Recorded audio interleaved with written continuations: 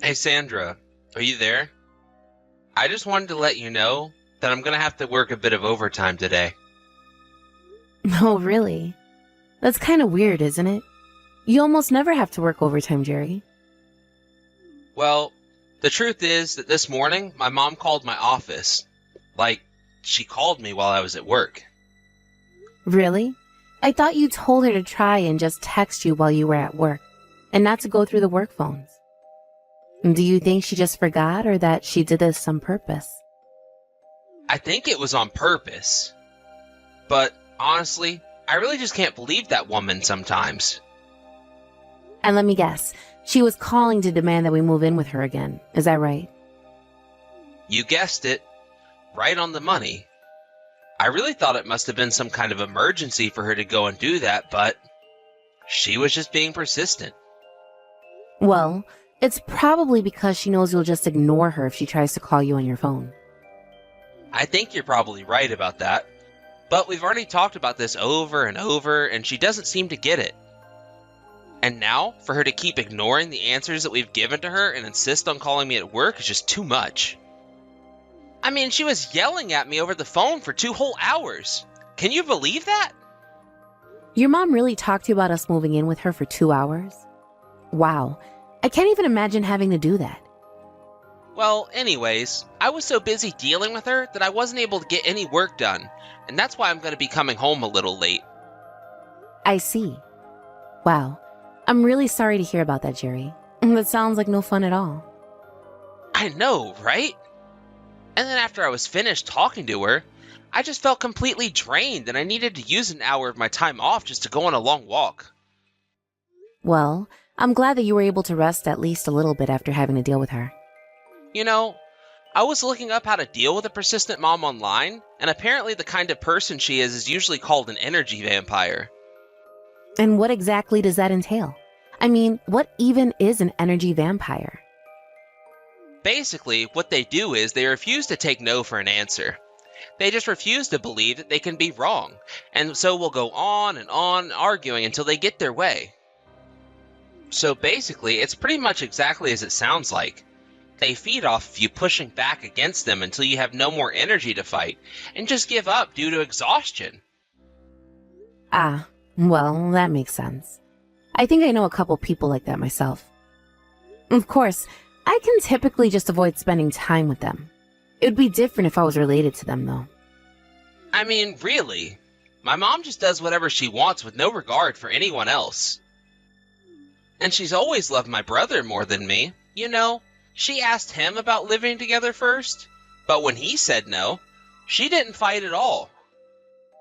Instead, she just turned around and started insisting that we all live together. And that really is rough. I mean, I still remember when we got married. I don't think your mom gave us anything.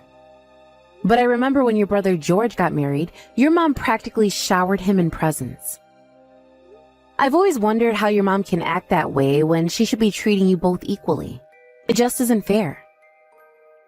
Yeah, well, it's because to my mom, George is everything that a good son should be. He graduated from a good school and is working a high-paying job. She brags about him to anyone who will listen to her. And that's what I mean. That isn't fair for her to compare you to someone you're not. She should love you for you. Well, I really wish that that were the case, but I can't see any progress being made on that front until we're all living together. Which won't be happening, of course, but still. No, you're right. I'm completely with you on this. I mean, I don't think your mom has really kept up with it at all since we got married. Ever since we did, she's just been keeping her distance and acting so coldly towards us. But after hearing about the horrible way that she treated you growing up, I just really don't think I could live with someone like her. Well, don't you worry about that. We are never ever going to live together with my mom, okay? I'm glad to hear that. Thank you, Jerry. But I am really sorry that she had to pull that stunt on you today while you were at work. Yeah, but I told her that she was never ever allowed to call me at work again. Of course, I doubt that she'll listen to me. But I'll just try responding to her with the bare minimum needed to keep her from getting mad at me. I really hope that works, Jerry. But just, please don't push yourself too much with all of this, okay?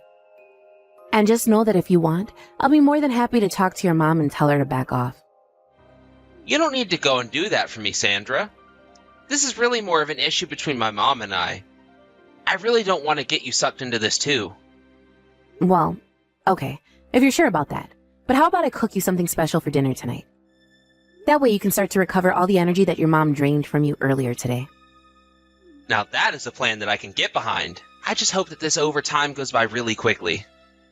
Me too, Jerry, for both of our sakes. But good luck at work. You got this. Thank you so much. I hope you have a good day at work too, Sandra. Sandra, are you there?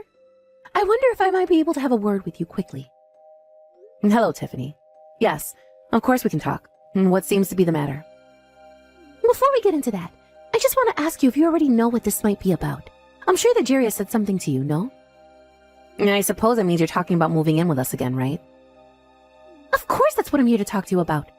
Honestly, how dare you even pretend like you don't know what I'm talking about here? Well, I just heard that Jerry already told you that it wasn't something that was going to happen. So I thought you might have to come talk to me about something else instead. Oh, I know what Jerry said to me, but this conversation is still so far from being over. Great. Well then, what is it that you'd like to talk about regarding that? Sandra, you need to tell my son that we're going to live together. Convince him for me. Sorry, you want me to convince Jerry to let you live with us? Am I getting that right? Of course! I mean, you two are probably thinking about having kids soon, right? Don't you think it would be a good idea to have someone like me at home then? You mean because both Jerry and I are going to continue working, you think you could be at home to take care of our children? Wait a second. You were thinking of working even after you have kids? Are you serious? That's absurd. I mean, I'm not going to back to work right away. I'll rest a bit. But yes, I was thinking of keeping my job. Isn't that what you were getting at anyways with your suggestion? Don't you feel bad for how your child is going to end up if you do that? I mean, you'd be leaving your child in someone else's hands just for money? You're basically saying that you don't even want to be a mother. Look, Tiffany, I'm pretty confused by all of this, but I don't know what my plans for the future are exactly. But for now, I want to continue working so that I can help support my family. Do you even make that much money? I mean, what would even be the point of that? What about this then? What if you two just move in with me? Think about it. You wouldn't have to pay any kind of rent at all, and I could ask a friend to help you find some kind of part-time work. Then you would be able to work and take care of your kid at the same time. And when you were at work, I'd be able to look after them too. Actually, this is way better than me moving in with you. This is a great idea. Tiffany, please. We've talked about this, and both Jerry and I have told you that we want to keep working. The fact is that living together just isn't going to work. Besides, if we did go and move in with you, then that would mean that Jerry's commute would be something like 4 hours in total. You surely can't think that that's realistic to expect him to drive that much, right? Well, he would just quit his job when he comes here, of course. After all, didn't you know that I have some farmland out here? And besides, I need a son to take over the land so they can inherit it from me when I die. Wait a second. I thought that when your husband died, he said that he'd like his land to be worked by any of his relatives, but that it didn't really matter who. Well, sure. But if my son comes to live with me, then obviously that's a different story, right? Well, I thought that you were where you wanted to live with your eldest son, George, anyways, right? So why don't you go and talk to George and see if he wants to take over the family farm instead? Oh, I couldn't do something like that. After all, George has a good job at a really good company. What would be the point of making him toil like a farmer? It's Jerry who has never really been able to accomplish anything in his life at all. So I don't really see the point in him quitting to work the land. I really don't think that you're being too fair to your children at all. In fact, I didn't think we'd be having this conversation like this, but it's obvious that you care about George more than Jerry. Why do you treat Jerry and I like we're worse than your other son and his wife? Well, it's because George is amazing and Jerry is just, well, he's just normal. Besides, I raised those children from when they were born, so if I want them to do something for me now, they don't have a right to say no. And as for you, your job is to listen to your mother-in-law and agree with whatever she says. Okay, Tiffany, I'm busy working right now, so I'm going to go, okay? You know something, Sandra? This is why I don't like you. You're nothing but a spoiled city girl. Here I am offering a free house and a job on the farm. But I suppose that you're just too good for that, aren't you? Girls like you really make me mad. Well, if that's the case, then it sounds to me like it's a good thing that you and I aren't going to live together. And to think that Jerry used to be such an obedient boy. It's all your fault. He's changed ever since getting together with you. Well, I think that's good. I'm glad that Jerry has learned how to stand up to you. You don't know anything. You're just a spoiled brat who's not worthy to be my daughter-in-law. I mean, you two have been married for 3 years now, and you haven't even had a baby. You should just break up with my son. Well, that is just not going to happen. Jerry and I aren't going to break up, and you need to stop trying to get us to live together. How dare you try and order me, your mother-in-law, around? You really know how to push my buttons, do you know that? I never ever want to see you again. Do you understand me? Hey, Sandra.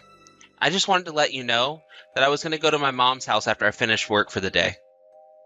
Wait, what? You're going to go to your mom's house after work today? That's right. I'm going to go to my mom's house after work today to talk to her about living together. Are you just going to go there all by yourself? Are you really sure that's a good idea? I just feel so bad for you getting involved in all this stupid family drama of mine. I'm really sorry for what my mom was saying to you the last time the two of you talked to each other. Oh, that really is okay. I also told her some things that I had had on my mind for quite some time. But I suppose that I might have taken it just a little too far in some areas. I'm really sorry that I was mean to your mom. But you didn't tell her anything that wasn't correct, Sandra. And I think that you did get across to my mom that you weren't interested at all in living with her. But this time, I'll go talk to her and make sure that she gets the message once and for all. Apparently even my brother is going to be there. Oh, really? Well, I know that him and I haven't really talked all that much, but I really don't get a good feeling from him. I mean, the last time we saw George and his wife, they were laughing at us when we were talking about the situation with your mom. Yeah, well, I guess no one can say that those two don't deserve each other, but it's very true that my mom spoiled George while we were growing up. And I think that's the reason why I kind of have a bit of a superiority complex around other people. Of course, it doesn't help that he's actually managed to make something of his life too. Well, that's what I'm wondering, if it's really a good idea for you to go to your mom's house alone. I mean, it's not like your brother is going there to tell your mom he wants to live with her. He's just going to be there to take your mom's side and put you down. I have no doubt about it. But if things go bad, then I'm going to tell them both that I never want to see them again. Are you really sure about this, Jerry? That's a big step, don't you think? I thought that you wouldn't understand this, but it's been something that I've been thinking of doing for a long time now. I see. Well, okay then. If that's the case, I want you to know that I'll always have your back in this. Thank you so much, Sandra. As long as we can be together, that's all I want. That's all I want as well, Jerry. No matter what happens, that's it. And good luck talking to your mom and brother today, okay? Sandra, I'm so sorry for not getting back to you sooner. You must have been so freaked out when I just said I was going to my mom's and then never said anything else. What? What are you talking about? I mean about how I went to my mom's house to talk about her living together and stuff like that, right? Right. What about it? Well, anyways, I was finally able to see the error of my ways and how wrong I've been this whole time. What in the world are you going on about now, Jerry? I suppose I can't really blame you for being surprised about this, but I've really come to realize that family is the most important thing to me, and I can't turn my back on it. So that's why I'm not going to be going home, and I'll be wanting a divorce. I'll send the paperwork to you in the mail. Just sign it and send it to the courthouse for me, okay? No, seriously. Who even are you right now? My husband is sitting right here next to me. Sandra, what do you mean? It's me, Jerry. I'm the one messaging you right now. Wait a second. This is just Tiffany, isn't it? I really can't believe that you would do something like this. No, it's not. You have to believe me. It really is me. It really isn't, though. I am literally here with Jerry, who came back home a couple of days ago. He told me about how you took his phone from him and tried to lock him in your house to trap him. So there's only one person who would have access to Jerry's phone right now. It's you. Can you please just quit this dumb act already? We really don't mind going to the police and reporting what you've done. Wait a second. The police? You can't be serious about that, right? That's taking things way too far. Ha! I knew it. I knew it was you, Tiffany. No, you're wrong. Well, okay, you're not wrong. But I'm only trying to represent Jerry's best interest here. Oh, really? Then why don't you try telling me what Jerry came back home to me then? You don't understand. He already agreed that we would live together. You don't get to have a say in this at all. He is my son, and what I say goes. Maybe you might be able to speak up if you'd give me a kid already, but you haven't. Is that really what you dislike me so much? Because we haven't had any kids? It's the least you could do. I mean, Jerry's brother is amazing and talented and has a great job. Compared to him, Jerry has nothing going on for himself. He's completely average. And just what is so wrong with being average? But more than that, what has George and his wife ever actually done for you? Of course he has given you plenty to brag about to others, but aside from that, what has he really done? I mean, when your late husband was in the hospital, it was Jerry and I who pulled our money together to help you pay for his bills. Not only that, but even before that, when you two had that big anniversary, we were the ones who paid for the trip. You don't get it. George is the better son, and the proof of that is in the fact that he's too busy to work to do any of that. Well, if you think he's really all that great, then it sounds like he's the one you should be living with. It's clear that you only think of Jerry and I as tools at your disposal, and we're not going to stand for that. How can you tell me something like that when I raised my child ever since he was born? Have you ever told George that to try and get something out of him? Do you really think that doing the bare minimum that a mother should give you control over your children? You only ever talk to us when you need something, and even then, you have to do it in the rudest way possible. We would never ever live with someone like you. I mean, you harass your own son at work by keeping him on the phone for hours. If you don't leave my husband and I alone, we will call the police and I will sue you. So if that's what you want, then keep this up. You mean that you would really call the police and sue a member of your own family? I don't think that Jerry would stand for that one bit. Okay then, why don't you test that theory of yours then, huh? Because we've told you what's going to happen if you do. As of now, Jerry and I never want anything to do with you or the rest of your family again. You mean you're going to just try and cut me out of your lives? You can't do this to me. Jerry would never go along with this. Actually, it was Jerry's idea to do so. He told me that if you didn't listen to him when he went to talk to you, that's what he would do. But you took things way farther than just not listening to him, didn't you? You tried to imprison him in your own home. And you got Jerry's brother to help you do it too. Do you really think the police aren't going to do anything about this? Please, don't call the police. They don't need to know about any of this. We won't call the police or tell anyone about what you've done as long as you leave us alone. Sandra, you really have to understand something. I have raised my boys from birth. And sure, I said plenty of horrible things to Jerry, and I put him down his whole life. But it doesn't mean that I don't love him.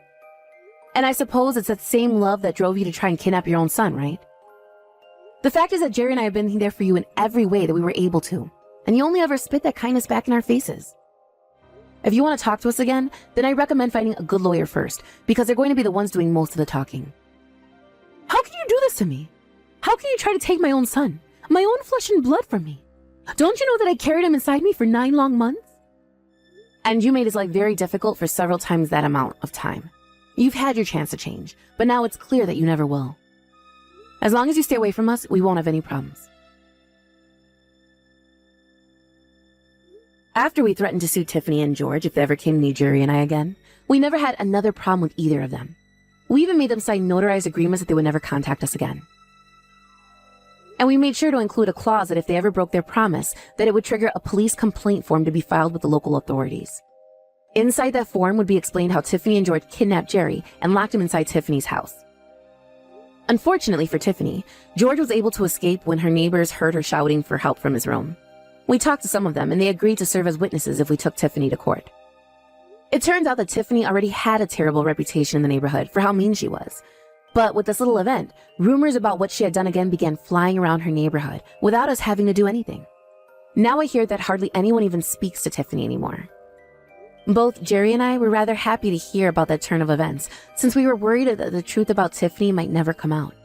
Of course, both of us wanted to report her to the police right away, but we figured that we could get more out of her this way than with the mere fine she might be made to pay by a court.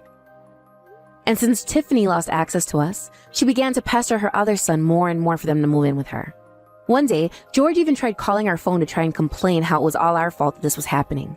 But Jerry only needed to remind him of their contract for George to hang up immediately out of fear of being sued. Jerry and I had a really long laugh about that night that it happened. However, we realized that it was only a matter of time before the statute of limitations would render that contract useless. So Jerry and I agreed to pack up our bags and move to another state without telling any of his family. We talked to our companies and managed to find a location that had branches for both our offices, and were able to move there. Now we're happily living in a new home and enjoying out normal, ordinary lives with no crazy family members pestering us all the time. As for Tiffany and George, Jerry and I haven't heard from them since our move, and that is the way that we would like to keep things forever.